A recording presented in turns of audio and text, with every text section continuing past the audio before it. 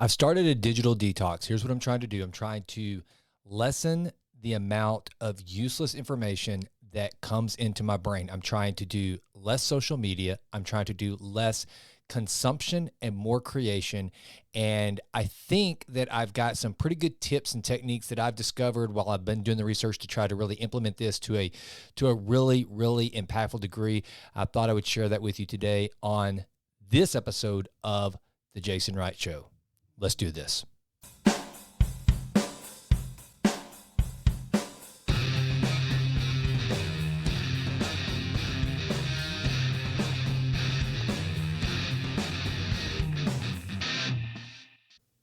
So here's one of the things that I'm trying to do when it comes to spending more present time at home with Jimmelin.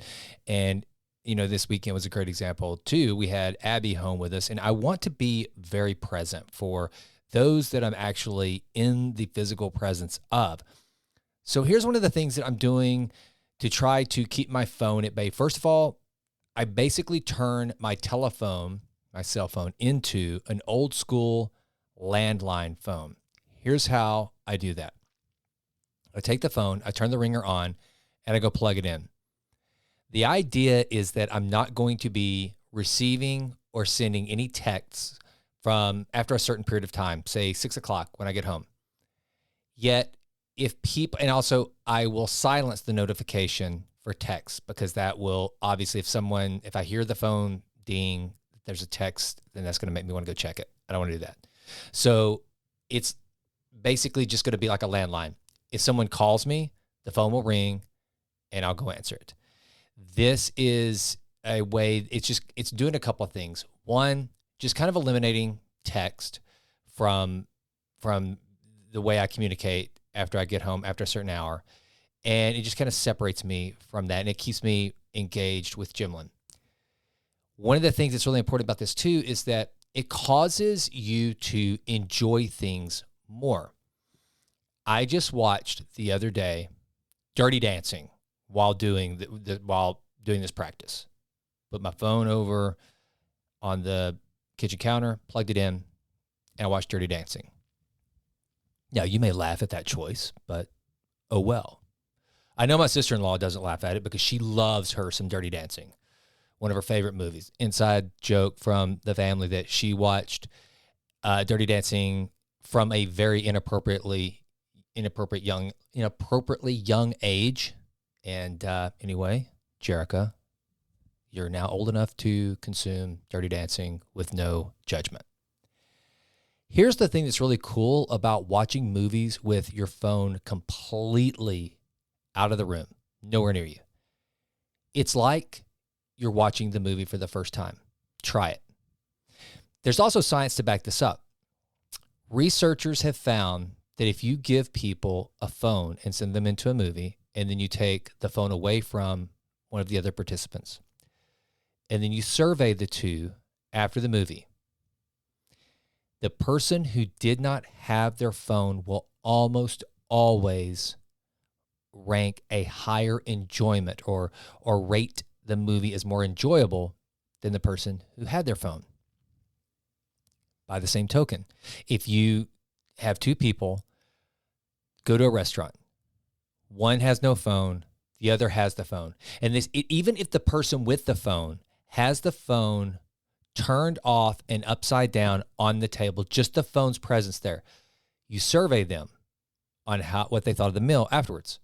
Person with no phone almost inevitably enjoyed the meal more than the person with the phone. Why is this? Well, because whenever the phone is nearby, it's constantly tapping on our brain, letting us know it's there, making us a little bit anxious that maybe someone has texted us and we're not getting back to them. Maybe someone's trying to call us.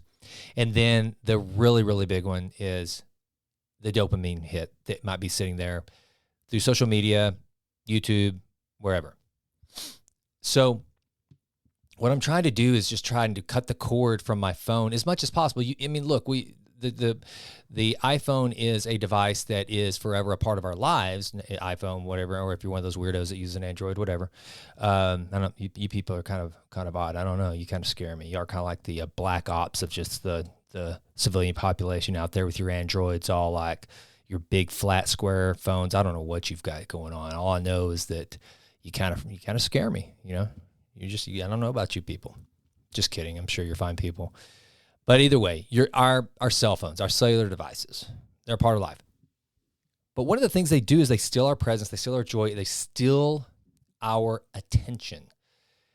If you want to enjoy the present moment better, I highly urge you to start a digital detox. Here's another thing that I'm trying to do with regard to social media. Now, this is a really hard one. Pulling the plug on social media is hard for a number of reasons. There's some people that I genuinely like to interact with through social media. Funny DMs and memes and that sort of thing. And to not have that, it kind of sucks. But what I found is everyone that knows that I'm doing this, they're very supportive of it. And also, it just keeps you away from the temptation of going down a doom scroll. Man, I tell you, for me, whenever I go down a doom scroll and just start digging into social media, whether it's Instagram, YouTube, after a while, I just feel dumber. I feel lethargic, and I look up, and it's almost like you've been in this trance. That just can't be good.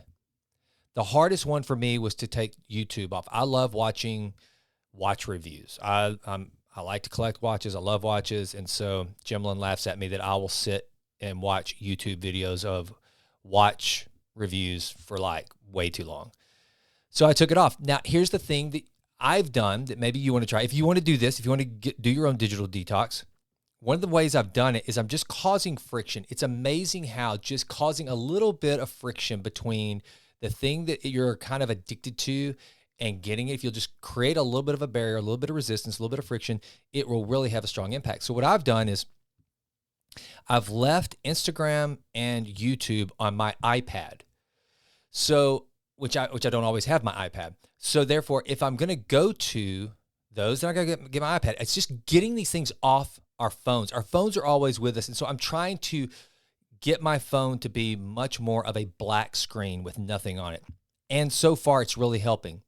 Driving. This is a big one that I don't think I'm alone here.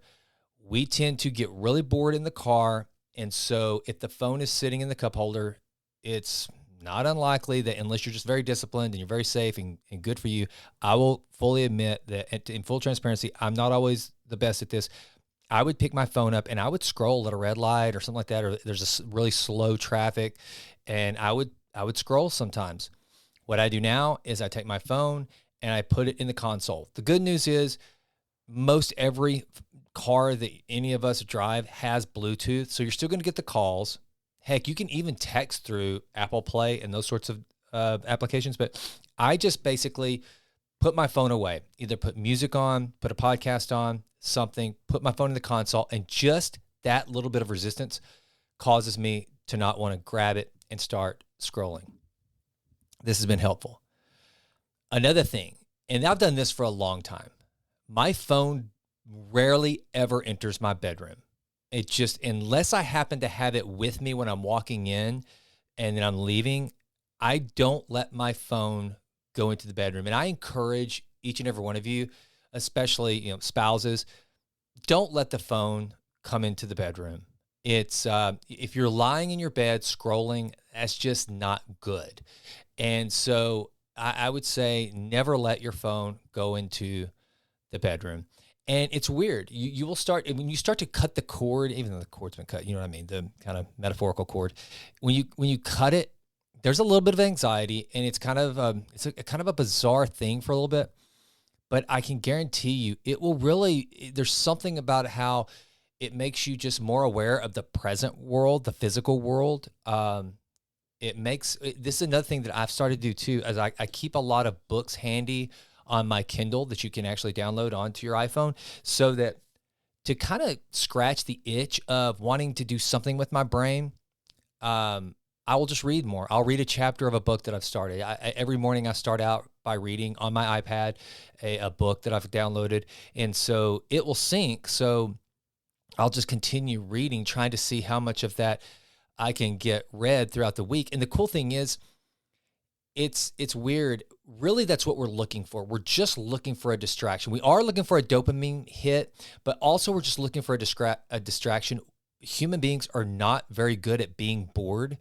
And so that's something that we need to get better at, is just being bored and alone with our thoughts. Try not to take your phone to the bathroom with you. Try to leave it behind and just be okay with being bored, being silent. This kind of resets your brain. It's good for it. And it's something that I'm really going to keep pursuing. And I can tell you, these are some of the results I've seen since I started my digital detox. I'm becoming much more of a creator than a consumer. I'm putting out more podcasts. I picked up my guitar again for the first time in a long time. I think I mentioned that on an episode of a Monday Morning Mentor. I'm starting to do more journaling again. I'd gotten away from my normal routine of journaling, which I've done for years. It was just a part of my life, and I just kind of let it go. And I'm just trying to, I'm trying to consume less and create more, even if it's creation that no one will ever see. It's better for your brain. So anyway, this is the digital detox that I have set out on. Give it a try. I keep mentioning Cal Newport. A lot of this is coming from listening to Deep Questions, Cal Newport's podcast. Read, if you want a good book recommendation, Deep Work by Cal Newport is terrific. Do an Apple News search on Cal's articles. I think he has a Substack as well. It's just, I mean, this is his science. This is his research that he does, is constantly figuring out how to create more focus, leverage our brain to be more focused and get more work done in less time, deeper work, deeper thought. And I can tell you so far, just implementing some of these tools and practices, as simple as they seem, have been really beneficial. If you decide to try any of them, please let me know. Shoot us an email over at producer@textitans.com. I'd like to hear what you're doing, how it's worked out, if you have any questions. And I'll keep coming back every once in a while, just kind of giving you an update and see how it's going. And then, yeah, that's it. Please, if you think that someone needs to hear this, send it to them. And don't forget to subscribe to the podcast. Leave us a 5-star rating. Thanks for listening. And I do hope that you will, as you go through your week, start to implement your own digital detox. I'm Jason, and I'm out.